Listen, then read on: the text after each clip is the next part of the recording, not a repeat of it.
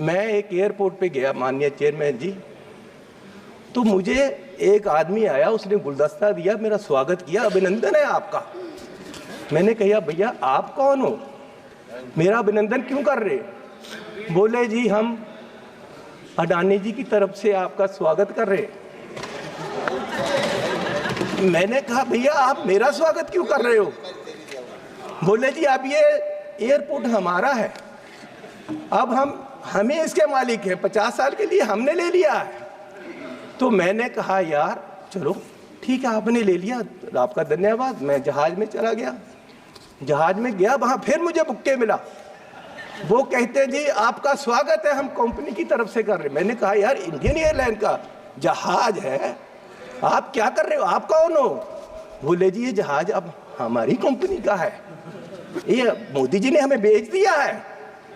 तो मैं पूछना चाहता हूं कि क्या क्या बेचोगे, कितना बेचोगे देश को? मैं 7 एयरपोर्ट पे गया, जिनमें लखनऊ, अहमदाबाद, मैंगलोर, जयपुर, गुवाहाटी, त्रिवेंद्रम, मुंबई, ये 7 के 7 एयरपोर्ट अडानी जी की है। 50 साल के लिए उनको दे दिए गए हैं, उनका जो पुत्र है उसकी शादी में गिफ्ट कर दिए गए हैं, और हजारों करोड़ रुपए शादी पे लगा। मेरे लड़के की शादी गुरुद्वारा में हुई।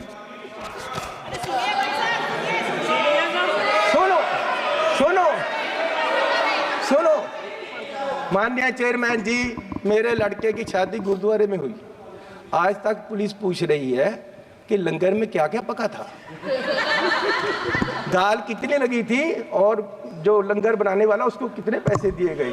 आज तक 2 साल से पुलिस पूछ रही है मुझे, और इस शादी में हजारों करोड़ रुपया लगा है, और प्रधान जी बुके लेकर जा रहे हैं, प्रधानमंत्री जी, और उनका स्वागत कर रहे हैं। गरीब को लूटा जा रहा है, गरीब के पास खाने के लिए पैसा नहीं है, और प्रधानमंत्री जी वहां बुके लेकर हजारों करोड़ की शादी में जा रहे। कोई बात नहीं, क्या क्या बेचोगे? सारे एयरपोर्ट, जहाज बेच दिए।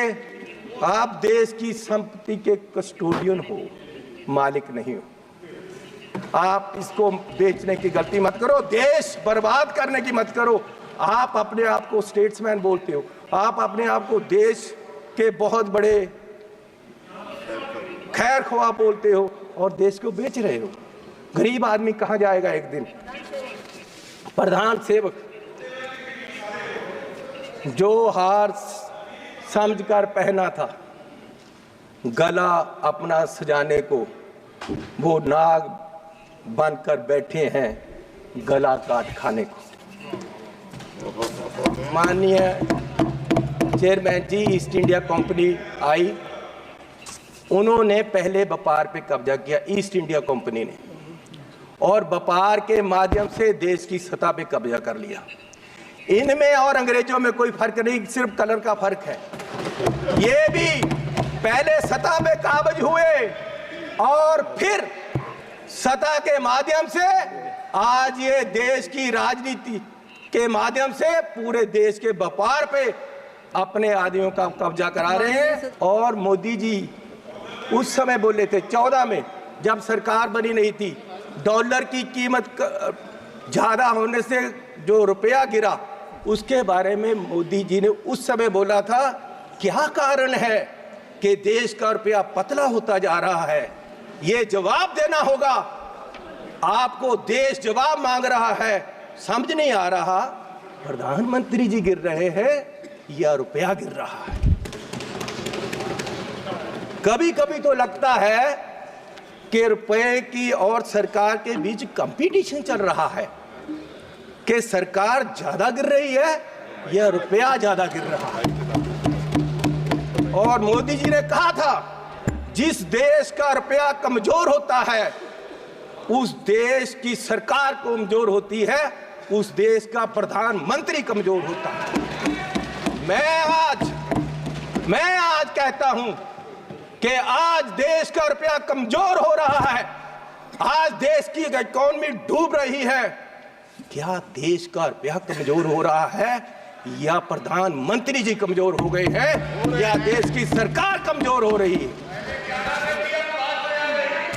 दूसरा, पेट्रोल की कीमतें, इन्होंने कहा, प्रधानमंत्री जी ने 2014 में कि पेट्रोल की कीमतें बढ़ रही हैं और मनमोहन सिंह जी को कोई फर्क नहीं पड़ रहा, देश डूब रहा है। तो पिछले 10 सालों में पेट्रोल की कीमतें 23 रुपये बढ़ गई हैं। पिछले 10 सालों में पेट्रोल की कीमत, डीजल की कीमतें 35 रुपये बढ़ गई हैं, जबकि पिछले जो मनमोहन सिंह का समय था उससे क्रूड ऑयल की कीमत $20 प्रति बैरल कम हो गई है। तो मैं पूछना चाहता हूं कि ये पेट्रोल बढ़ रहा है या आपकी कंपनियों की, आपके आमदनियों की आमदन बढ़ रही है? क्या बढ़ा रहे हो? किसको दे रहे हो देश का पैसा?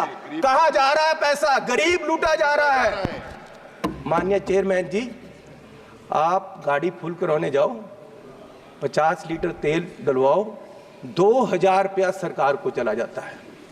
4 रुपये प्रति किलोमीटर हर व्यक्ति, देश का गरीब, सरकार को देता है चलने का। 1 किलोमीटर चलो 4 रुपये सरकार को गए, और सरकार 14 लाख करोड़ के घाटे में बैठी है। और फिर ये कहते हैं जी बजट में बहुत कुछ मिला।